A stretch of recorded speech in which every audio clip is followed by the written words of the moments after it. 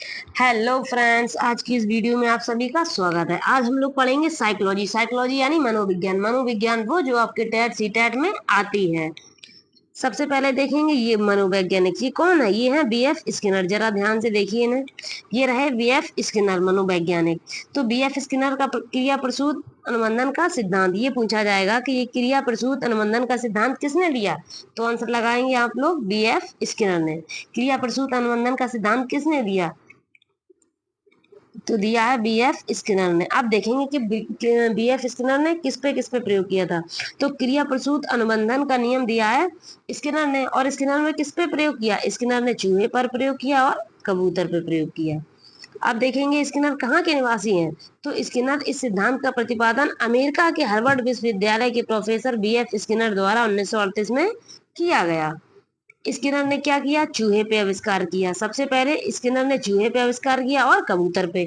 चूहे पे 1930 में आविष्कार किया और कबूतर कबूतर पर 1943 में प्रयोग किया।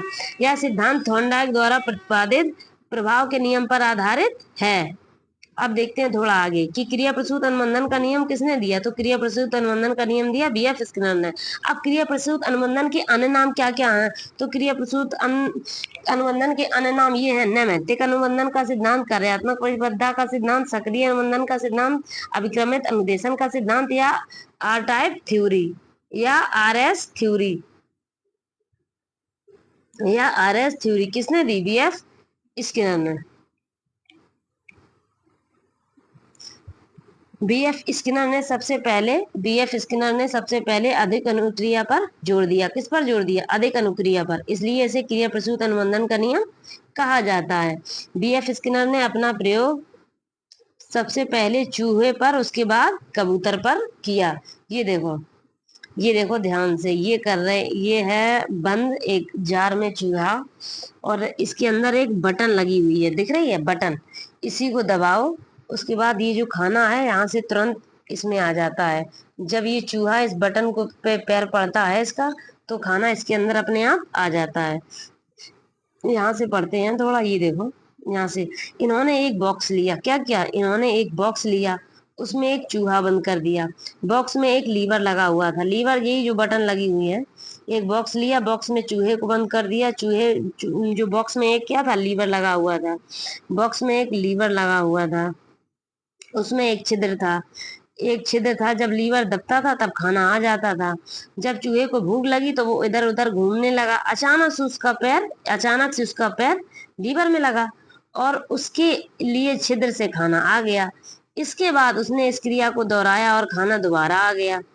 तो इससे चूहा जब भी प्रतिक्रिया करता तो उसका खाना मिल जाता, यानी कि इसे ही क्रिया प्रसूत अनुबंधन का सिद्धांत कहा गया।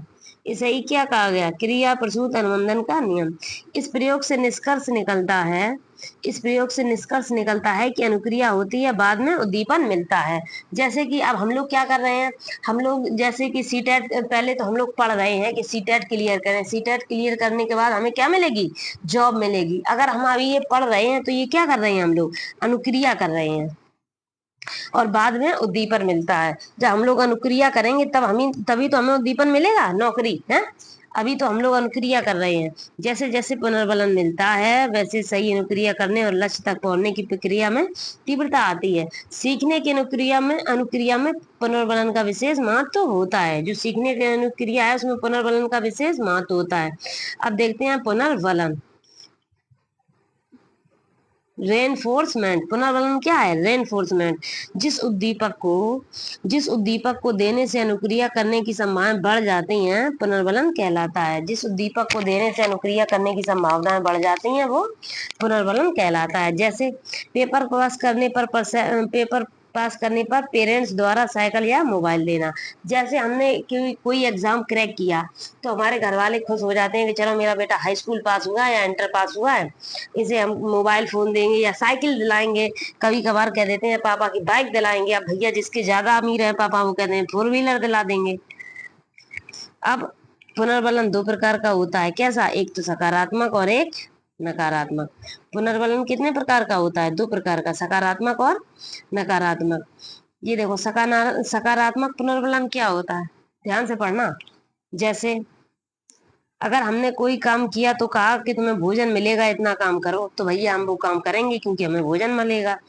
या जैसे कि तुम्हें पानी दिया जाएगा, तुम्हें इतना काम करना है, पढ़ो तुम्हें नौकरी दी जाएगी। या फिर तुमने कोई काम किया तो वो काम की प्रशंसा कर दी। ये सब क्या है? सकारात्मक पुनर्बलन। क्या है ये सब? सकारात्मक पुनर्बलन। अब देखेंगे नकारात्मक पुनर्बलन क्या होता है, यानी कि निगेटिव रेनफोर्समेंट क्या होता है। जैसे हमने कोई काम किया, ठीक, हमने कोई काम किया और घर वालों ने उस काम के ऊपर हमें दे दिया दंड, तो भैया अब हम दोबारा वो काम नहीं करेंगे, ये पकड़ लिए हमने कान। जैसे घर वालों ने कहा कि मोहल्ला में घर की बात किसी से नहीं कहनी है, और बच्चे जाके कह आए कि हमारे घर ऐसा हुआ है, फिर तो अब मम्मी दे तमाचा कि तू घर की बात बाहर कहता है, कहेगा, तो भैया बच्चा पकड़ लेगा कान कि उसको दंड मिला है कि भैया आप दोबारा नहीं करेंगे।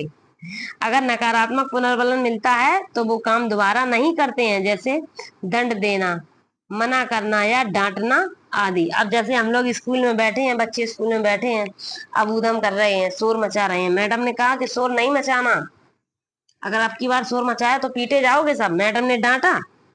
जैसे ही मैडम ने डांटा, भैया आप तो दोबारा हम शोर नहीं मचाएंगे क्योंकि हमारा ही नंबर लग जाएगा भैया पिटने का। ये सब क्या है? नकारात्मक पुनर्बलन। प्राणी को यदि सकारात्मक पुनर्बलन दिया जाता है तो प्राणी क्रिया को दोहराता है, और यदि नकारात्मक पुनर्बलन दिया जाता है तो प्राणी क्रिया को नहीं दोहराता। जैसे मैंने अभी बताया था कि अगर बच्चा कक्षा में बैठा है, उधम कर रहा है, मैडम ने मारा या चिल्लाया, डांटा, तो फिर वो बच्चा दोबारा उधम नहीं करता है कि नहीं भैया मैडम मारेंगे, हमें बचाओ, हमें उधम नहीं करना है। और अगर मैडम ने शाबाशी दे दी कि तुम ये चैप्टर याद करके लाए, वाह, तो बच्चा और फिर पढ़ेगा, क्योंकि वो सकारात्मक पुनर्बलन है। पुनर्बलन की अनुसूची, पुनर्बलन की अनुसूची यानी कि रेनफोर्स अनुसूची, यह दो प्रकार की होती है। एक तो सतत पुनर्बलन या सतत पुनर्बलन अनुसूची। इसमें जब क्रिया होती है तो पुनर्बलन दिया जाता है, इसमें जब क्रिया होती है तो पुनर्बलन दिया जाता है। जैसे प्रत्येक सवाल हल करने पर बच्चों की तारीफ करना, प्रत्येक सवाल हल किया तो बच्चों की तारीफ कर दी, ये क्या है? सतत सतत पुनर्बलन। और आंशिक पुनर्बलन, इसमें हर क्रिया के लिए पुनर्बलन नहीं दिया जाता है, इसमें हर क्रिया के लिए पुनर्बलन नहीं दिया जाता है, बल्कि कुछ क्रियाओं के लिए पुनर्बलन दिया जाता है। जैसे सभी सवालों की जगह सिर्फ कुछ सवालों पर तारीफ करना, ये क्या है? आंशिक पुनर्बलन। अब देखेंगे क्रिया प्रसूत अनुबंधन का शिक्षा में महत्व। क्रिया प्रसूत अनुबंधन का शिक्षा में महत्व, इसका प्रयोग बालकों में शब्द भंडारण में वृद्धि के लिए किया जाता है। स्किनर का मत है, स्किनर का मत है कि जब भी कर में सफलता मिलती है तो संतोष प्राप्त होता है, जब भी काम में सफलता मिलती है तो संतोष प्राप्त होता है, यह संतोष क्रिया को बल प्रदान करता है।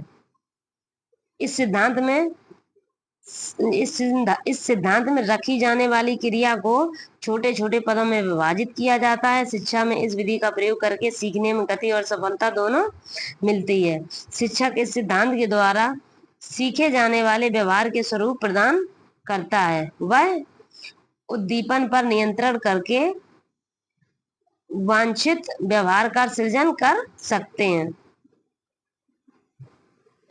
अब यहाँ से देखते हैं, दो चार क्वेश्चन और हैं कि पुनर्बलन का सिद्धांत किसने दिया।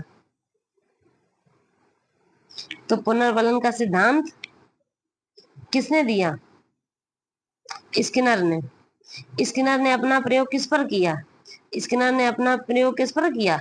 चूहे पर, चूहे और कबूतर पर।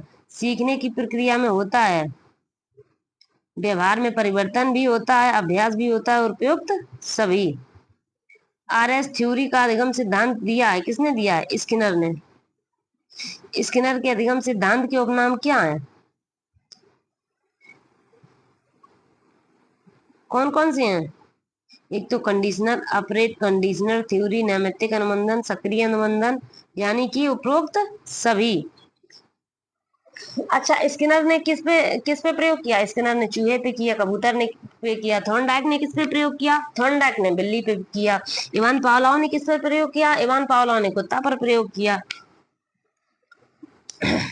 तो आप लोगों को ये सारी अगर जानकारी अच्छी लगी हो या मेरी दी हुई नॉलेज अच्छी लगी हो तो प्लीज़ लाइक करें, सब्सक्राइब करें। हम आप लोगों के लिए ऐसी एजुकेशन वीडियो लाते रहेंगे। Thank you for watching.